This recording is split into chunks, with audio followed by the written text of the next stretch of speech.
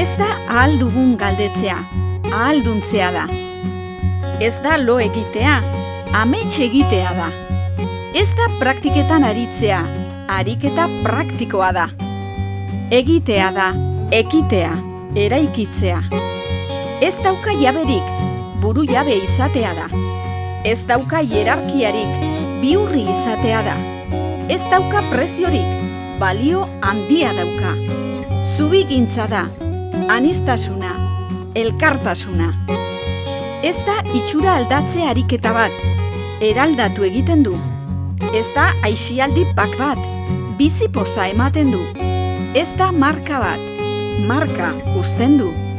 Herria egitea da, lagunartea, komunitatea.